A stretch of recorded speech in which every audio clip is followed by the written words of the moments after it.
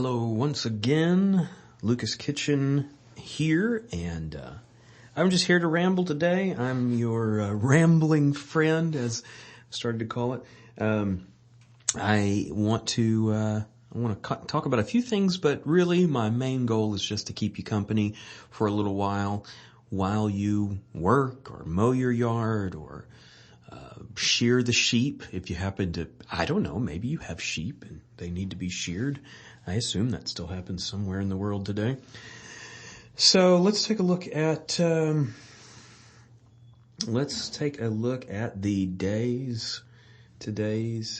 verse of the day. YouVersion, pulling it up now. It says this: Go therefore and make disciples of all nations, baptizing them in the name of the Father and of the Son and of the Holy Spirit.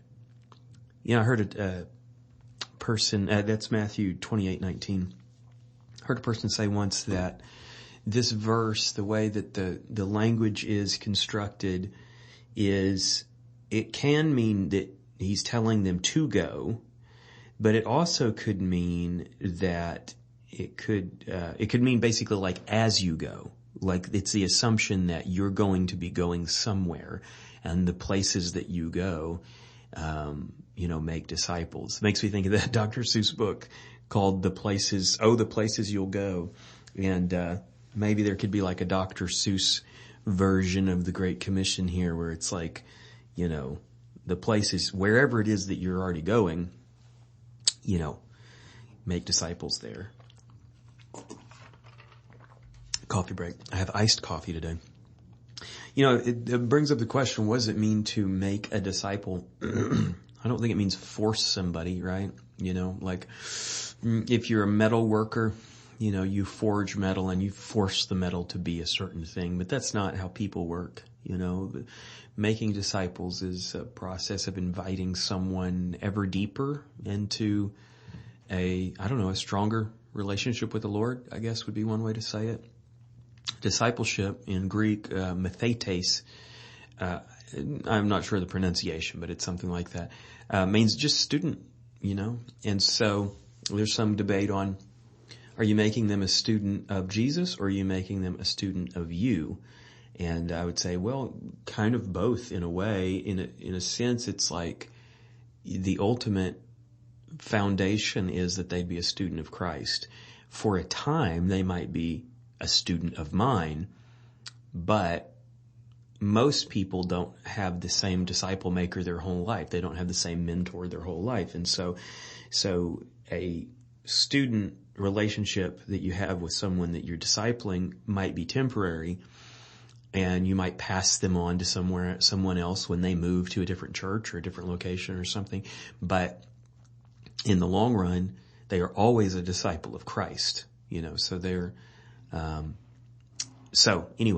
a follower, an imitator, or whatever word you want to put in there, they are, disciples of Him directly. So we're supposed to go, therefore, and make disciples of all the nations.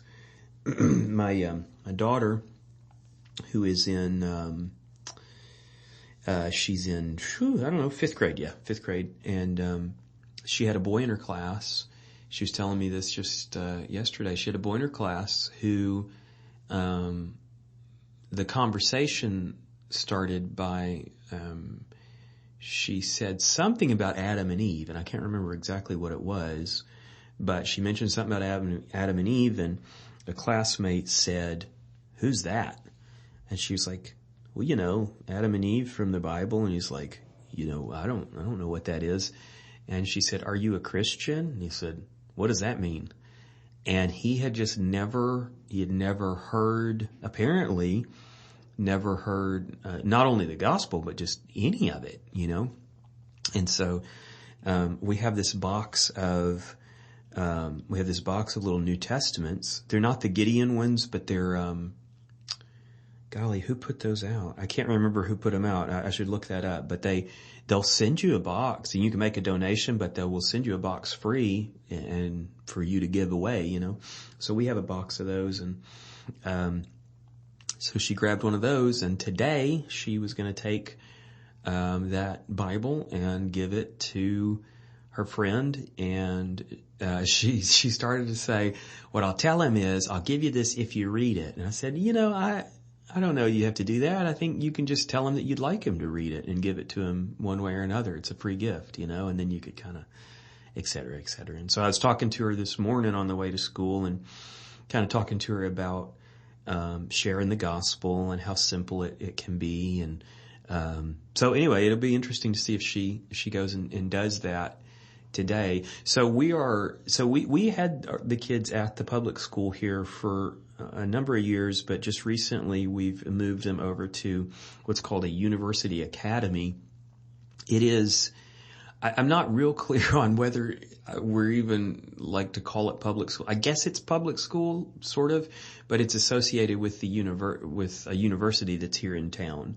And so I'm not really clear on whether we're public school, but if you're public school, homeschool, private school, there's always people that you can find that you come in contact with at your co-op or at your sports team, your sports, playing. Boy, you can tell I don't know how to talk about sports. Your sports playing. You can always find people that need to hear about the Lord. And so I'm excited that she spotted an opening, and I think she's gonna try to take it. So that's pretty cool. We got an interesting opportunity this last week. Speaking of that,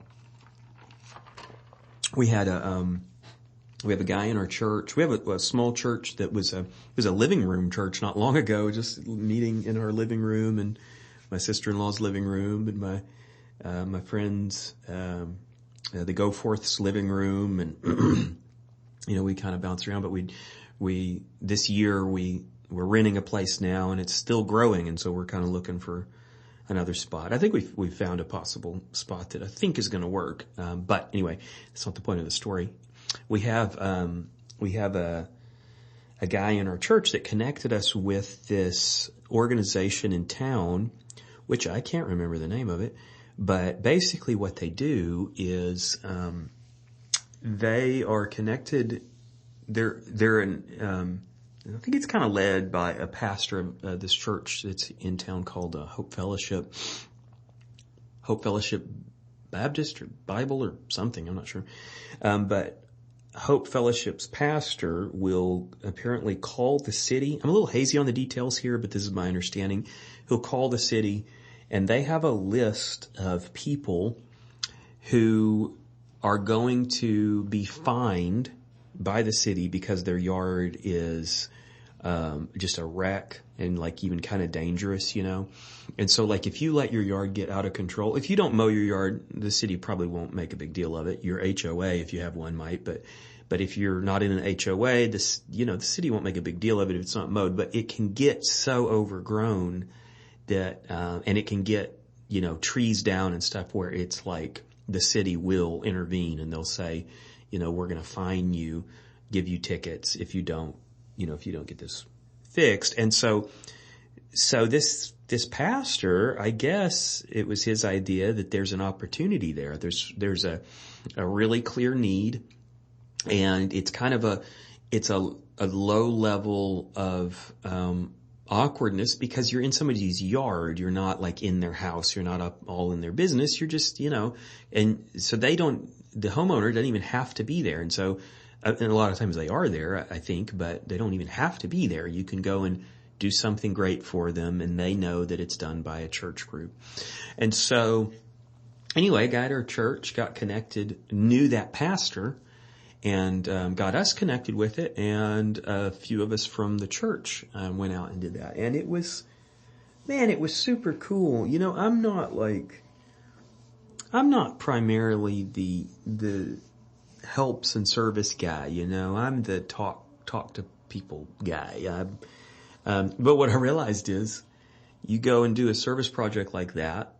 I did some servicing, some physical stuff, but really there's always a place for someone that can talk to anybody. I could talk to a brick wall and sometimes have. And so there's a place for me too, there's a place for me just to do work as well, but that's not as satisfying to me. What's really satisfying is talking to people, getting to know people, and if possible, talking to the homeowner and, letting them know, kind of where we're coming from. So for the first house that we worked on, there was a huge crowd. There were college kids from LeTourneau University, which is here in town, and I graduated from there. So that was cool. I was kneeling down working on a chainsaw, and I heard, so LeTourneau is a technical institute. Not institute, it's a technical university. So it's very engineering oriented, lots of computer science and stuff.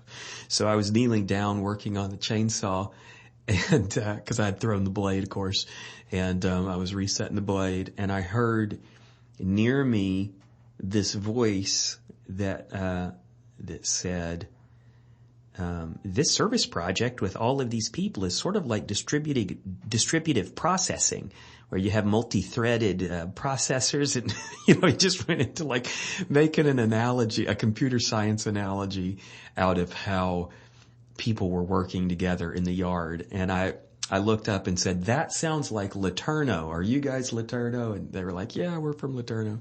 And I didn't know that they were from LeTourneau, but when I heard it, I was like, no, I know my people, I was not an engineering student. I was in the Bible and psychology department, but that was it was a pretty small department at the time, because the school was really known for aviation and technical engineering and, stuff like that.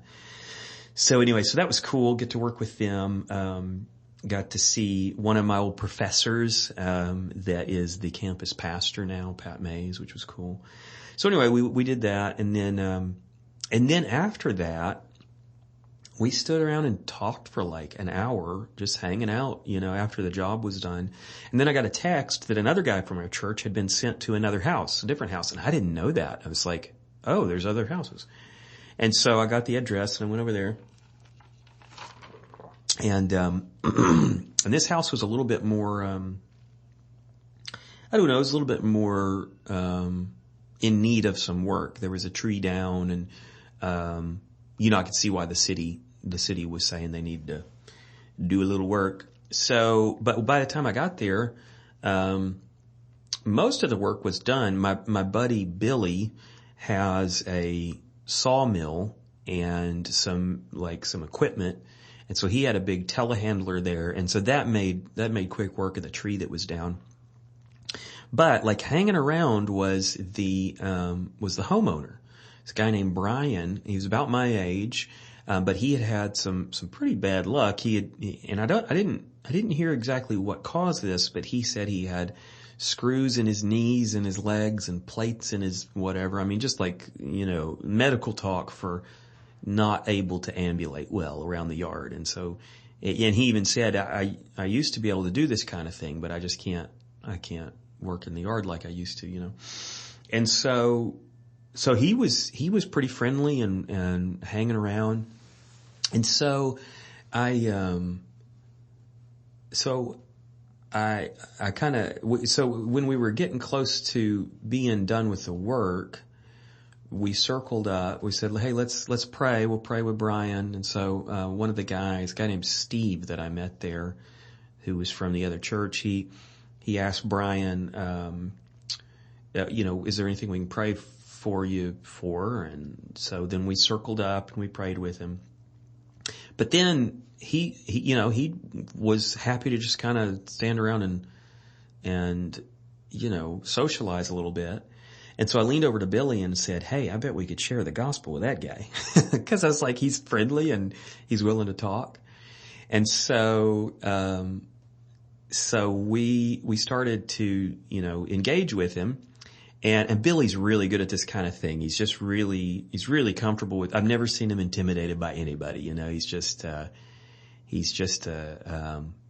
don't know. He's really good at this type of thing. And so, started to talk to this homeowner, Brian. And one of the things that that I really like to do is to try to figure out what do they care about? What do they like? What do they love? What's important to them? And I noticed that he had an old Ford Ranger truck over to the side of his house. So I kind of struck up a conversation with him on that. And, cause a Ford Ranger is, they're for a while there, they were really in demand. I don't know if they still are, they might be, but they were really in demand, I think, because they stopped making them or something. And, little small truck, they're just kind of a high demand. You can get the bigger trucks, F-150 and size up from there, but like the smaller trucks for some reason have always been really expensive. So maybe not always, maybe when they were making them they weren't, but anyway, it just kind of stood out to me that, there's kind of a unique thing. So I mentioned something about that, and we got to talking about trucks, which I don't know much about, but I knew enough to kind of have an intelligent conversation with him. And then he said, yeah, but in the backyard is my baby. I was like, oh, you have a baby in the backyard? It's like my truck, and I can't remember what it was. It might have been like an S10 or something like that, which I don't know exactly what that means. Maybe it was a GMC or a Chevy or a Ford or I don't know. But it was a bigger truck. It was like an extended cab. And so he had told the work crew that he didn't want anybody to go in the backyard, right? I mean, they offered you want us to clean up your backyard? And he was like, no, don't mess with the backyard.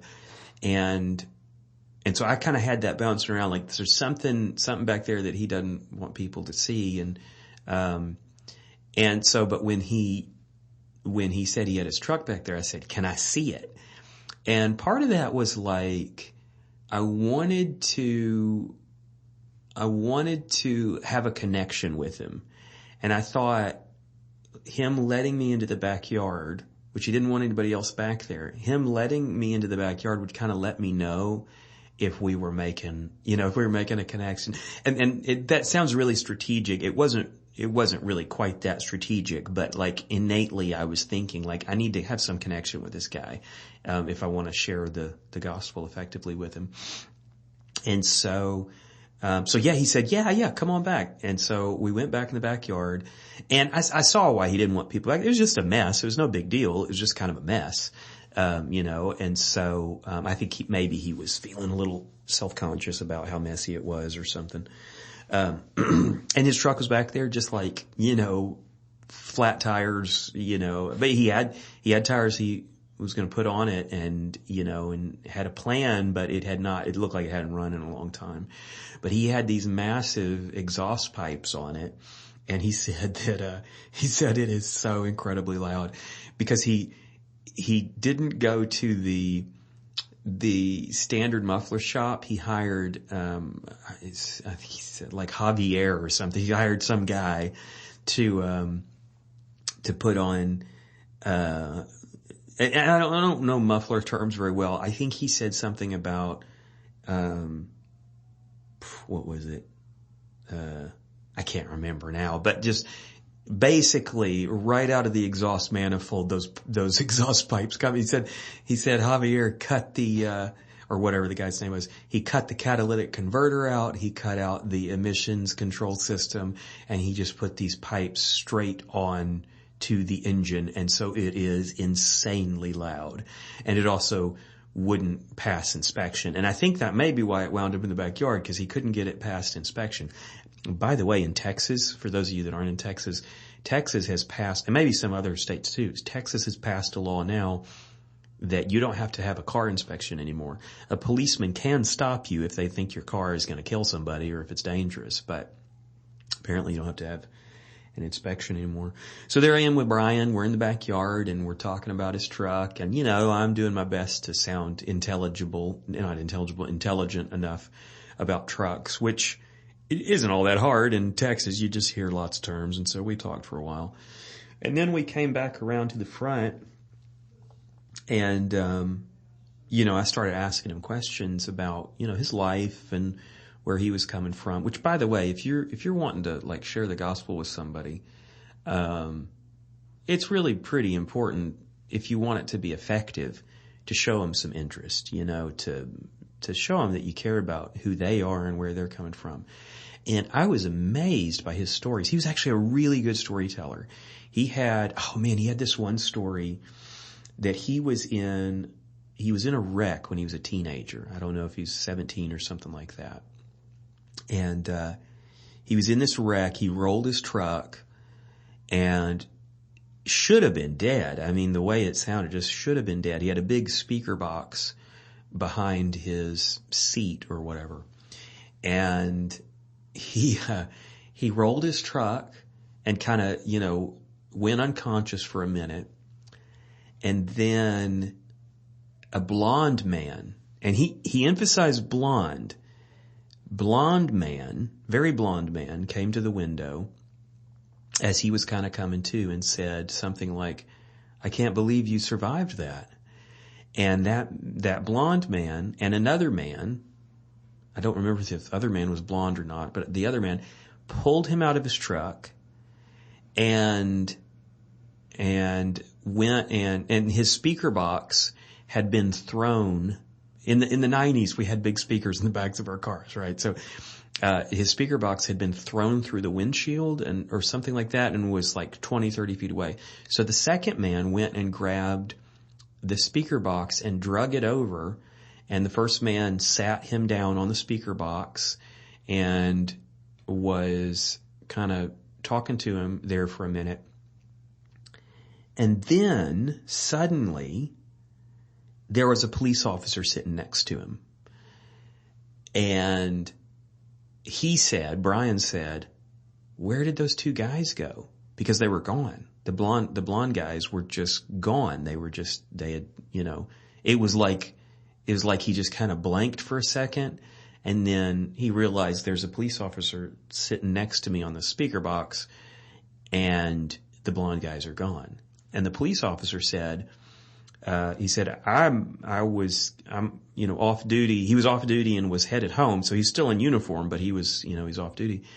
And the police officer said, "Bubba, I'm the only one here and I'm the only one that's been here. I found you.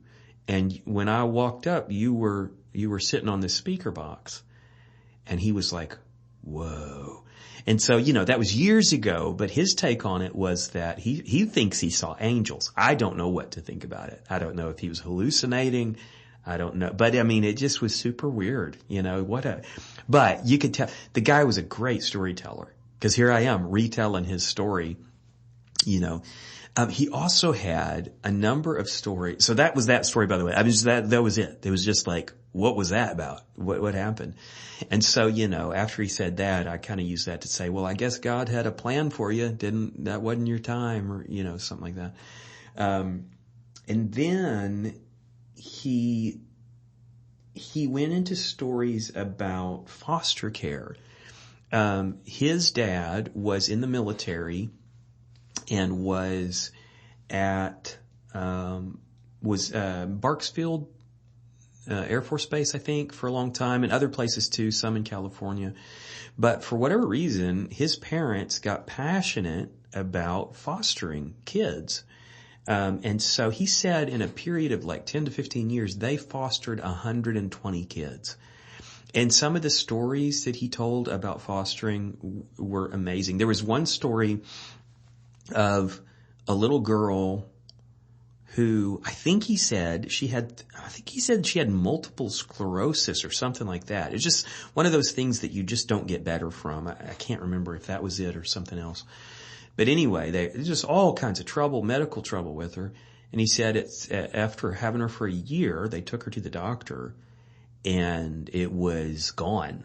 And the doctor was amazed, and they just couldn't wrap their heads around what happened. How is she better? So that was an interesting one. Another one that was just heartbreaking was, a mom and baby showed up at the emergency room, and the baby was just battered, just completely broken, ribs broken, arms broken, legs broken, etc. And the mom said something like, he said that they think that the mom really wasn't all there mentally, like something was kind of askew with her. And so she said something like, the baby's crying and I can't get him to stop, and I tried spanking her, and she wouldn't stop. And so what he suspected is it was a bit more than spanking, because she was just beat, you know. And so he said that poor girl was in a cast from like neck to feet for I don't know how long, a year or something. But she got better, and when she got out of the cast, amazingly, and she was in a cast, so she was a little baby, you know. And so she was in a cast for like the first, I don't know, like year of her life or something. But he said when she got out of the cast, she was able to walk, which was really crazy, because she couldn't learn to walk in a normal way, you know, because she was in this cast. And so, and she grew up and is doing great, apparently. Golly, another story. I mean, this guy was full of amazing stories. Another story he told was, over the years, a few of the kids that they fostered, they adopted. And he said that they were trying to adopt this one baby who happened to be African American, and this guy was a white guy, and I assume his family was white. And he said that it came to the day of the adoption, and it was all lined up, and they were excited. This was their first attempt at adoption. And he was a teenager, I think, by this point. So most of the fostering and adoptions, he experienced them as an older kid. So he was kind of a caretaker too. I mean, he was really involved in, you know, taking care of the kids. So anyway, they were going to adopt this kid. So they got in front of the judge. I think this was in Shreveport. And he said the judge, I don't understand why this would happen, but the judge told them, you're a white family and you're trying to adopt an African American kid. That kid is going to have so much trouble. And the judge denied the adoption. So, and you know, in hearing the story, I thought, there's got to be more to it than that. That just seems insane that a judge would deny an adoption, you know. So maybe it wasn't a good landing place for the baby or something. Maybe there was some other thing, but that was the way he told the story, is that they blocked him from adopting this baby, and it was all because the judge didn't want to send an African American baby into a white family.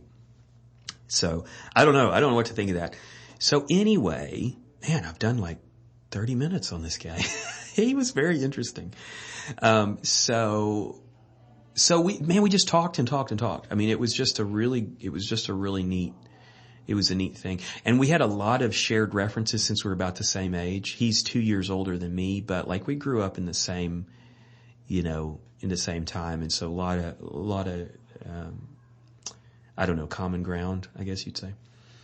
So then kind of when we were wrapping up, and Billy was kind of there for part of the conversation and then kind of packing up his equipment part of the conversation. So he was kind of there, but he kind of came back about the time that I decided that we'd built up enough, social capital, so to speak, that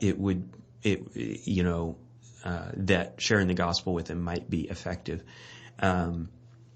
And by this point I kind of had suspected he may be a believer, just, you know, because of some of his stories. I thought this is it just kind of struck me.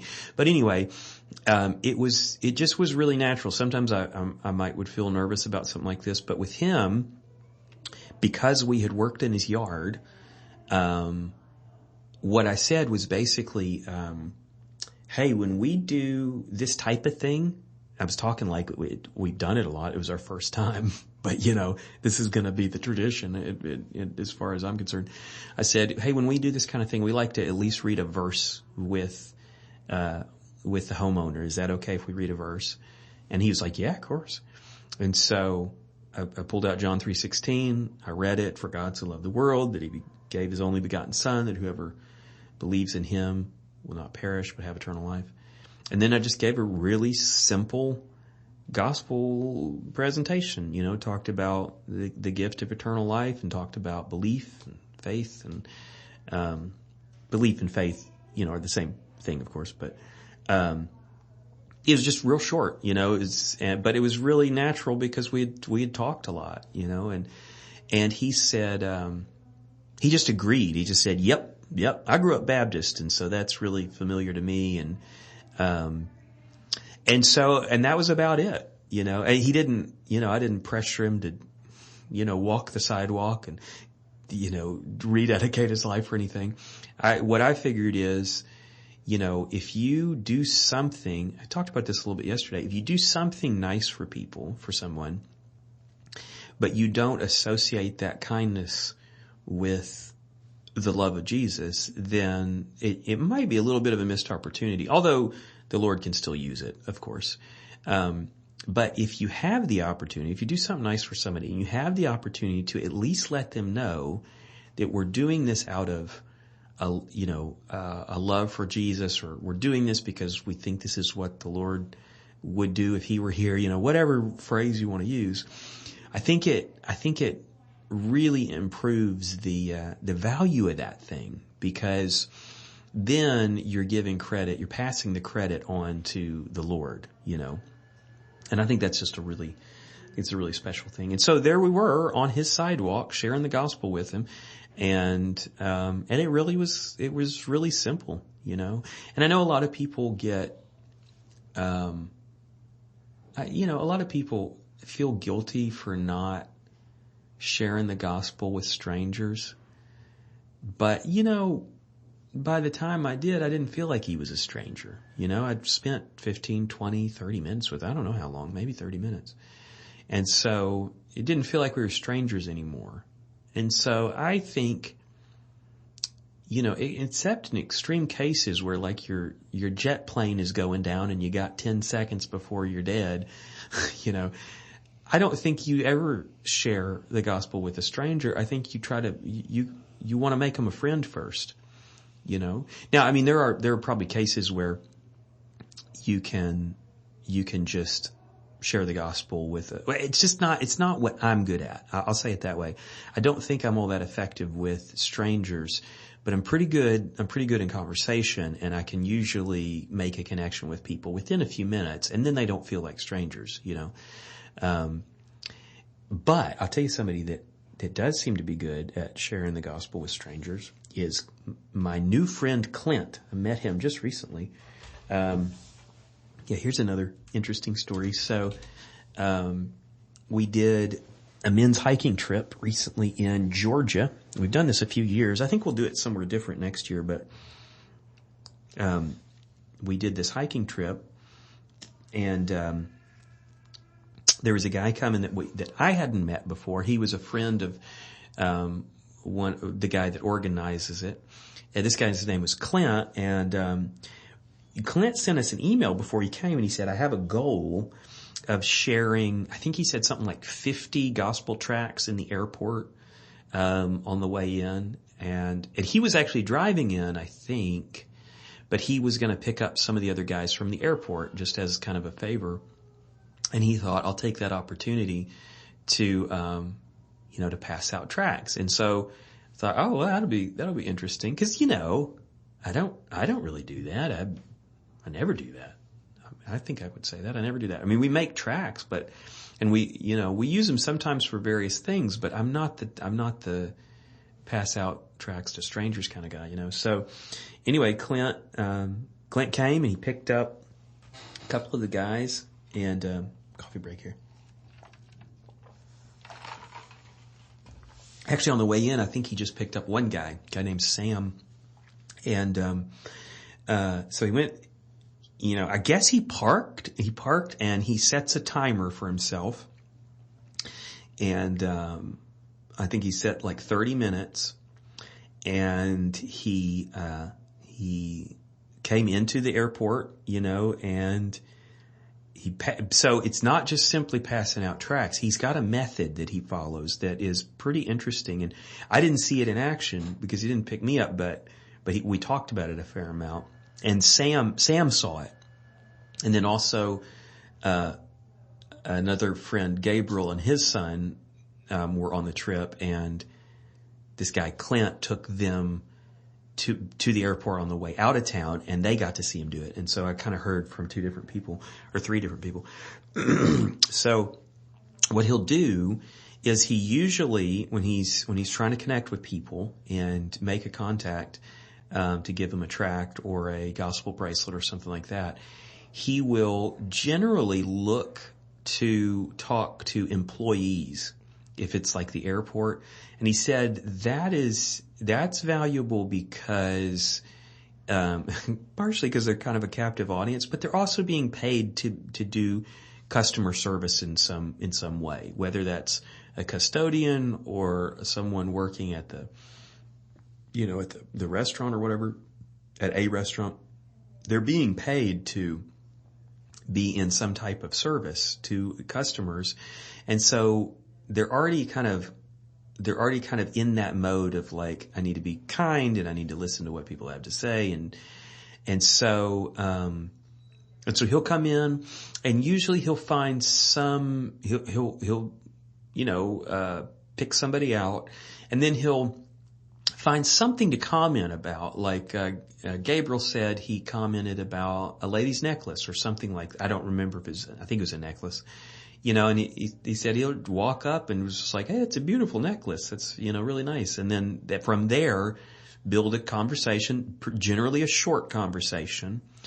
And a couple of things he said about it is, if he's got time, he'll try to engage them and have them read a verse, and then he'll leave a tract with them.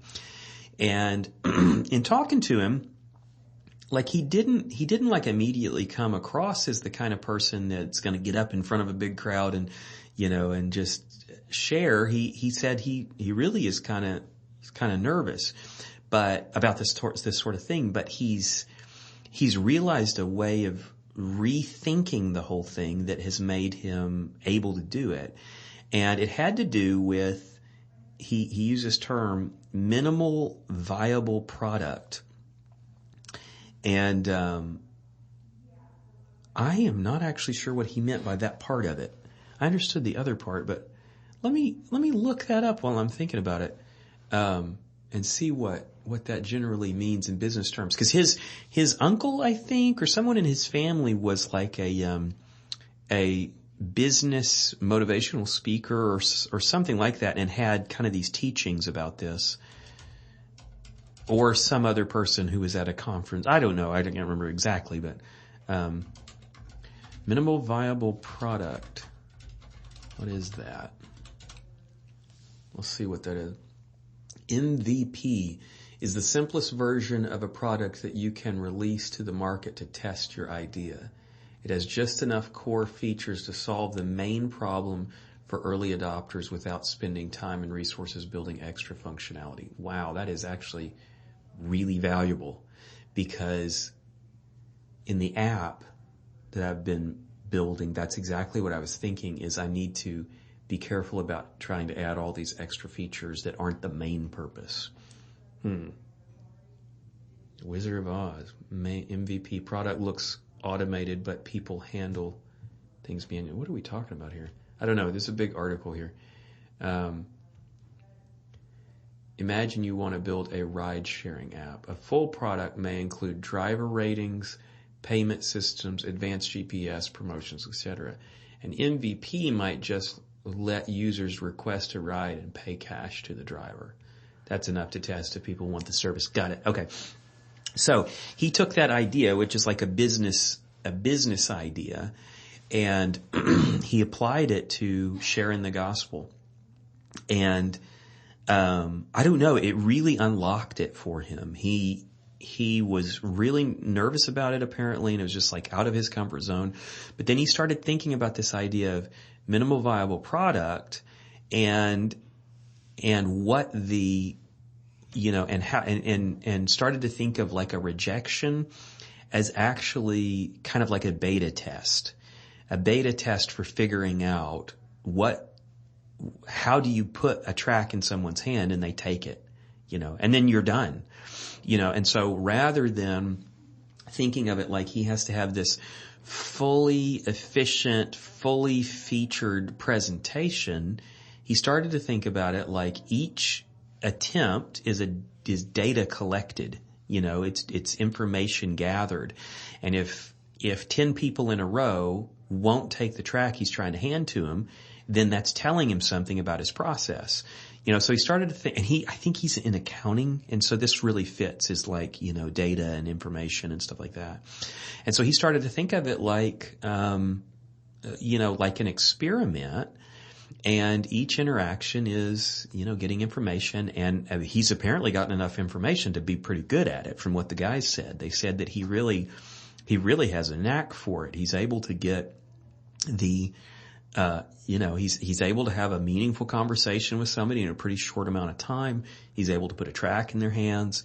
And a lot of times they seem like it was a valuable interaction. Like in one of the cases, one lady actually pointed at him at some other friends who were also employees and wanted him to talk to them or something like that. So that tells you, when you start getting shared, that means something's working. Something's happening. So anyway, that was really interesting. And he said that, there's one more little thing that he said that was kind of interesting that I think was helpful. It was about that same idea of rejection. And, he said that it also helped him to think about it like he's just sowing seeds. It's not his responsibility to get them to the belief point, he's just sowing seeds. And every once in a while he gets to be the one that actually waters or maybe even leads someone to Christ. But most of the time he's just sowing seeds, and knowing that has taken the pressure off. It's like, I'm just trying to put a track in somebody's hand and, hopefully they'll read it. And he has a number of tracks. He pulled some out and showed me. One of them, he said, if I think that the person is from the Islamic faith, then I use this track. And he had one. It's pretty good. It talked about, and it wasn't a negative bash the Quran kind of thing. What it did was it looked at how the Quran, reveres Jesus. And if you don't know that, it's worth looking into. The Quran really says some positive things about Jesus. Now it also, in the Islamic faith, they also think that Jesus wasn't, oh golly, what is it? I think they think, somebody check me on this, but I think they think that Jesus wasn't actually resurrected. Is that right? That he was a prophet. And so he holds a place in the Islamic faith. It's a reduced place, but it's still a place of honor, And so this tract he has, and I don't remember who produced it, but it looked pretty good. The track builds on that. It doesn't go negative, it goes positive. It takes a positive thing, because that is a positive thing. I mean, there's a negative aspect to it in that, Jesus has kind of degraded in that faith. He's downgraded, I guess you'd say, demoted, but he still has a place of honor, and that can be used. So anyway, Clint will, if he suspects someone is Islamic, which is kind of hard to just know looking at somebody, but if he gets a sense that they're Islamic, then he has that ready. He said there's certain head wrapping. What did he call it? I don't know. There's certain head apparel that clues him into that they are Hindu, and he's got a track for that. And so there's some clues that he'll try to follow. And it's just like, it's these quick little interactions. It's, a minute or two maybe of a conversation. And then his goal is to get a tract in their hands and then kind of get out of the way. And then that tract lives somewhere on their shelf, or, and they maybe read it, maybe they don't, but he's done his work. He's planted the seed, and then he can move on. And I just think, man, how cool is that? That he's figured out a system for him that's doable, that he can make happen. And so he did that both on the way in and the way out. And I think he also did it, I want to say he did it at the Buc-ee's on the way in too, stopped in there. So that was neat to talk to him, because it was a very engineering approach to sharing, gospel tracts and stuff like that. So, it's a really neat guy. Man, I've gotten a lot of minutes here out of just relaying stories from other people. That was actually kind of fun. I need to think about that for future episodes. It's like, that's probably the best thing, is just tell you stories that I've heard from other people. So maybe I could transition to what I'm working on. I'm working on a few things. I'm working on an album. I think I told you guys I would talk a little bit about that. I don't think I'm going to go into that today, but I was up at 4:30 this morning working on some beatbox stuff for it. It's not like a beatbox album, but I wanted to do a song. I had this song that was a rap song. I'm not a rapper really. I had what I would call like nerd rap. It was, most of what I'm doing is on the piano and guitar and drums, stuff like that. But I thought, it'd be cool to have like a kind of a rap song. And so I did that, and then I was like, nah, it's just not quite right. And then I got excited about like, it should be beatbox. It should be, but like studio beatbox, which is different. What I mean by that is like, it's multi-track. It's not just one mouth on a mic. It's, you're doing all the sounds with your mouth, but they're layered so that you can get a lot more out of it. Kind of like looping. So anyway, I don't want to go into that, but I was up really early working on that. I'm excited about how that one's turning out. It's pretty cool. I think the songs are actually something. I mean, some of them are that, I wrote a song about my friend Billy, that I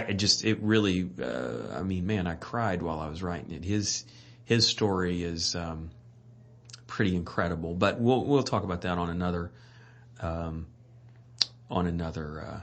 day. I'm also working on some writing things. I've got a book idea that I'm noodling with, and I've written some stuff, and I don't feel like I haven't quite hit the rhythm yet. It's I think I'm going to call it doctrinism, and doctrinism is a term that I've coined that basically is the unhealthy fixation on doctrine to the exclusion of discipleship. And so what I mean by that is like when we do doctrinal tasks and that replaces our discipleship. So we aren't taking steps of discipleship, but we're taking steps of doctrinism, and so that might include like, constantly scrutinizing other people's doctrine and theology, or maybe being in doctrinal debates, or maybe, endlessly learning, systematic theology, but being so busy with that, that we avoid actually being active disciples, and I've wondered if it might be a form of acedia. Acedia is this old word. Sean Lazar talked about it at our hiking trip. It's this old word that basically means kind of like a spiritual depression, like where you stay busy, but you stay busy with things other than things that are spiritually valuable, You kind of intentionally let your spiritual life go dormant. And I wonder if doctrinism can kind of be like that. It's like you let your actual spiritual life, fruits of the Spirit sort of wither on the vine while you fixate unhealthily on doctrinal matters. Some doctrine obviously is needed. I mean, we need good doctrine, but we don't need doctrine at the exclusion of discipleship. So anyway, I'm working on that. And the difficulty is that it's hard for me to write without there being personal examples and illustrations from my life in it. But the difficulty is that this is a pretty negative subject, and the examples I have are really personal, and there's people who are still out there alive today that would be hurt if I talk about how things went, and that's a challenge. I don't know what to do with that. And it keeps blocking me from saying some things that I feel like I need to say. It's like, I don't know where the line of gossip is. I don't know where the line of like healthy,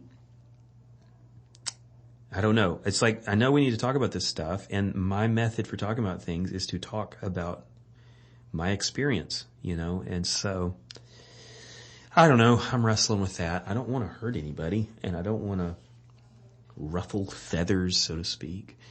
I don't want to be fodder for more division. But I also want us to be better. I want us to change, So I don't know. I don't know how I'm going to do that. I'm probably just going to keep writing, and we'll see if I can publish it, and maybe let Sean whittle it down to something that's acceptable. So, yeah. So anyway, lots of things. It's a Friday, so the weekend's coming up. My youngest son has a birthday tomorrow. He's turning 2, and he's just getting potty trained, which is really exciting. And we are, I don't know, man, life is so good. We just, pretty often, I kind of have this thought of like, golly, how could it be any better? And I usually am a positive person, but it's like, it's hard to imagine things being better than they are, and, so, especially having kids, it's like, I always wanted kids, from a young age. I was putting my second to youngest. I have 4 kids. I was putting my second youngest to bed the other day, and that just kind of struck me as like, this is what I always wanted, was to have kids, and to, I wanted other things too, but I knew that in my life, this is what I wanted. I wanted to have kids, and I'm so thankful that I have it, it's amazing. It's amazing to have these little people who have sprung from my loins. That is a really gross way to say that. Sorry. But it just strikes me as so uncanny sometimes that this little person came from us, but also came from God. And they're just such a gift, and they're such a joy, and they're very frustrating too sometimes. For some reason today, my second oldest son decided to cry when it was time to get out of bed, and he covered his eyes with his hands, and he said, the light is just too bright. And he started to cry. I'm like, dude, that's the same bulb you've been seeing every day of your life. What's up? I mean, what's going on? So then I got mad, and, I was 2 or 3 times in. I was like, okay, buddy, time to get up, and he's covering his eyes. And so then I kind of said, you're making me mad. Get up. And then I left. I was like, man, I do not want that to be the way that we are. I don't want that to be the thing they remember. And hopefully their memories are just really bad. That's what I'm hoping for, is that on those things, their memory is really bad. And I'm sure there were things that my parents, mom and dad, you can say whether there's probably things that my parents wish they hadn't have done. I just don't even remember. Maybe that's why our memories are so vague. And maybe God just knew that that's a type of grace, is just forgetting, But we patched it up by the time we got him to school. But it just, I hate sending him off in the morning with a grump fest. By the time they were going out to feed the chickens, though, he was okay. So anyway, Well, I think that will probably do it for today. I have talked to you for 54 minutes and 42 seconds. I probably won't be back until early next week, but I hope, actually, the kids are off from school on Monday, so I probably won't be around till Tuesday. But I hope you can manage without my company for the next, the next 3 days. I'm finding I'm really enjoying this. It's probably like therapy, to just be able to sit here and talk for an hour. It doesn't feel difficult, and I'm just relaying things that I've heard. And it makes me wonder, in a day that I've talked for an hour, that I start the day by talking for an hour, if I'm less likely to machine gun talk my friends, if I might be a little better at listening because I've gotten so much of my talking out. I don't know. Maybe we'll find out. So anyway, thank you guys for listening, and I guess we'll talk to you on Tuesday.